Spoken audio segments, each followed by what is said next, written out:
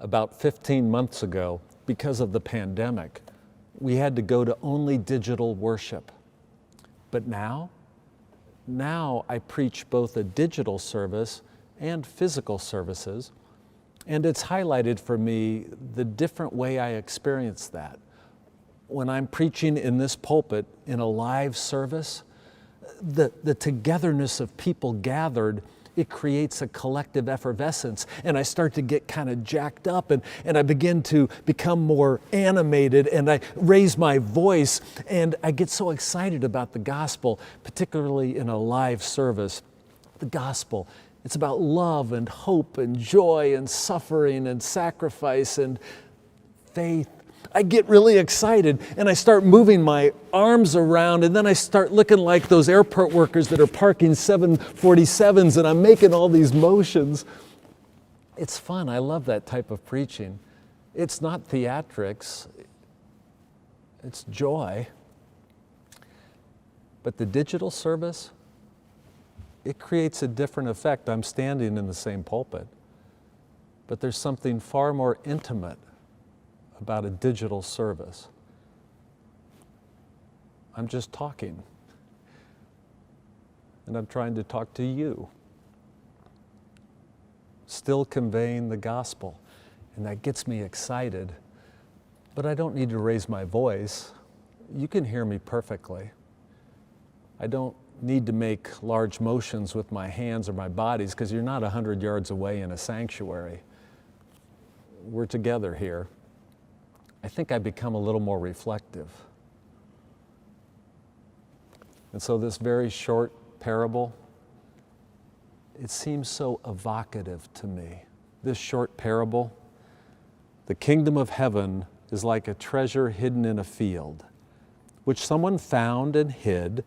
Then in his joy, he went and sold all that he had and bought the field. This short little parable, I think it's trying to remind me that life itself is a treasure. Are you valuing life? Life is a treasure. Are you buying into it? Are you investing yourself in life? He went in great joy and bought the field. Are you taking purchase of life itself? Purchase in the dictionary, it means to obtain by labor, risk, or sacrifice. Are you taking purchase of life? Oh, this evocative little parable. It seems to contain the basic message of our religion. The Christian faith, the most basic message is that life is of value. Life is meaningful. Life has purpose. This little parable about a treasure, it's the message of our faith. I worry these days about a creeping nihilism, that maybe more and more people don't fully sense that life matters that much, that life is really worthwhile, a creeping nihilism, a nihilism of low expectations, that nothing special is going to happen in life. What does it all really matter? But this little parable reminds us life is a treasure.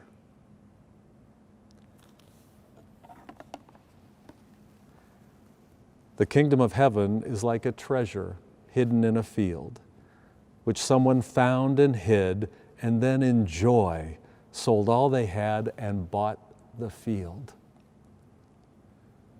I think this little parable is using the mythic power of the image of a buried treasure to remind us to look for the hidden treasures in life, to take hold of those. Perhaps the most basic hidden treasure in life is you. You are a buried treasure. Oh, do you see You are beyond even your own ken. You are deeper and of greater sweep than you can even imagine. You are a buried treasure. One can spend a lifetime trying to come to fully know oneself. The great injunction of philosophy, know thyself.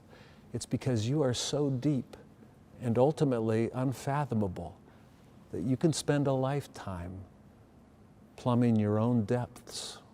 You are a hidden treasure. In the ancient world, there was a place that pilgrims would seek out to gain wisdom. It was the great temple to the god Apollo in Delphi. Apollo, the god of light and wisdom. The temple at Delphi was a place for seekers, and they would come to its forecourt with the great colonnades, and inscribed on the temple was the maxim, know thyself. But not just that, there were 3 maxims in the forecourt on the building. It said, know thyself, nothing in excess, and surety brings ruin. We would do well to imagine ourselves always standing in the forecourt of Apollo's temple in Delphi and remember those maxims. Nothing in excess. Oh, the Aristotelian notion of the golden mean. Nothing in excess, all things in moderation. Surety brings ruin. Oh, these days, people are pretty sure of their opinions, pretty sure of their take on life, their philosophies. We would all do better to be less sure, more inquisitive, and then know thyself. Socrates took this as his maxim as well. Know thyself. This is the great philosophical task. For Socrates, wisdom isn't seeking knowledge outside of yourself. Wisdom is a recollection. It's you remembering what you already know. You just don't know it really. Wisdom is recollection. Even our English word education comes from the Latin root educare, which doesn't mean things being put in you. Educare means to have drawn out. A good education is drawing out from within yourself the wisdom you possess. You are the primary hidden treasure in life. For all time, people knew there are aspects of the human psyche that are beyond the consciousness, that you're not fully aware of your own depths, that there is part of the mind that is unconscious. Your motivations and intuitions and impulses can come from beyond conscious awareness. In modern times, it was Sigmund Freud that taught about the unconscious, and that the unconscious is, well, it's like an iceberg. Your conscious mind is the tip, but so much of you is beyond immediate awareness. You're the hidden treasure. Seek always to know yourself more fully, to understand yourself. You're a treasure. Oh, this little parable. The kingdom of heaven is like a treasure buried in a field. Someone found it, buried it again, and then in his joy, he sold everything he had and bought that field. Buy into the basic treasures. The other most basic treasure in life is other people. Other people. They too are beyond your ken. Think of this treasured aspect. You could never know what it is to be like that other person. You will never know or experience what it's like to be them. They will always be a mystery to you, a buried treasure. So live with curiosity, seeking to know about those around you.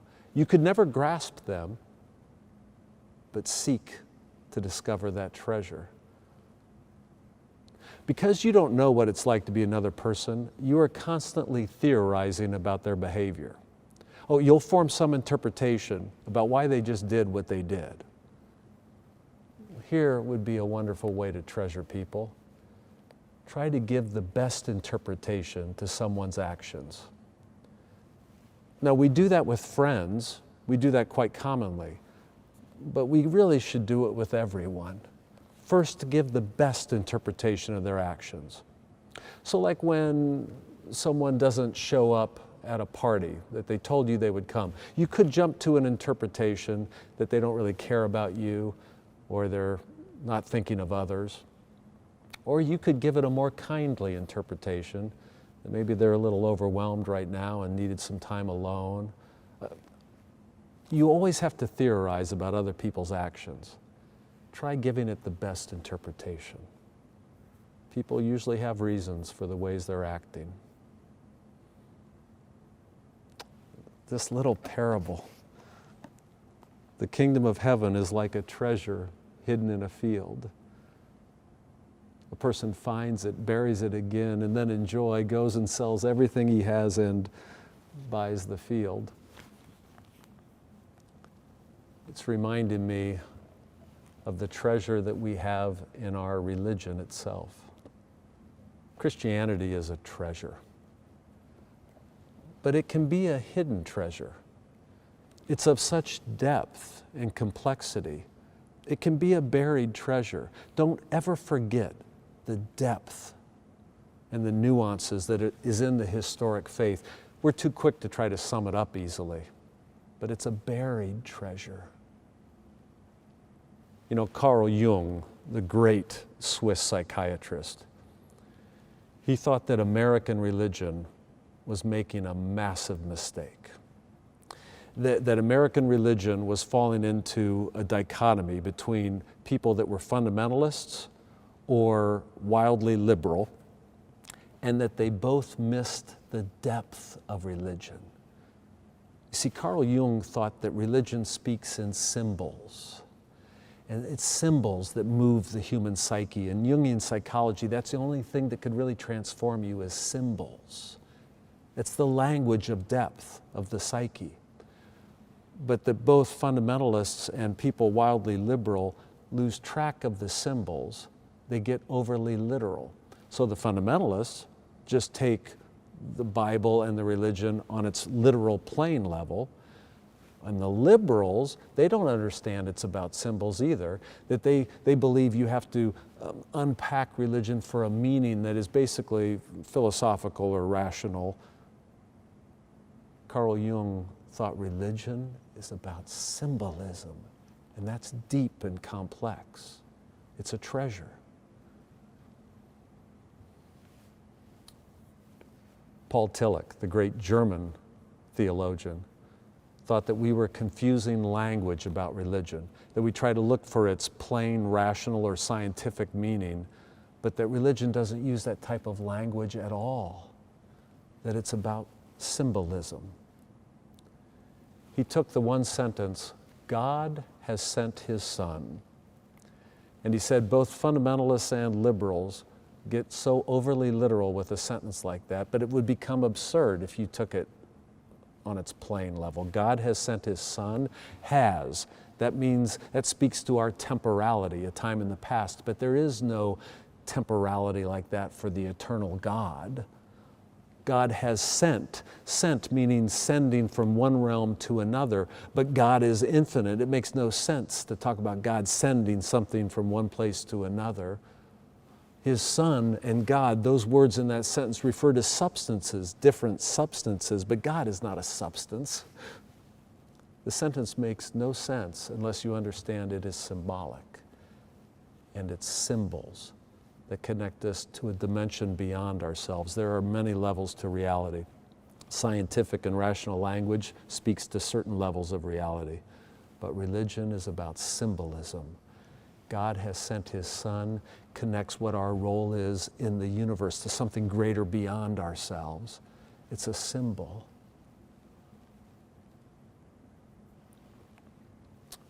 Oh, this little parable. It reminds us of these treasures in life.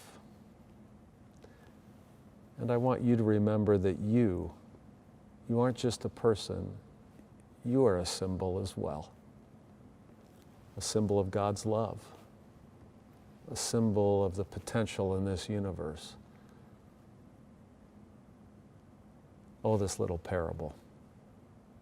It too is a treasure.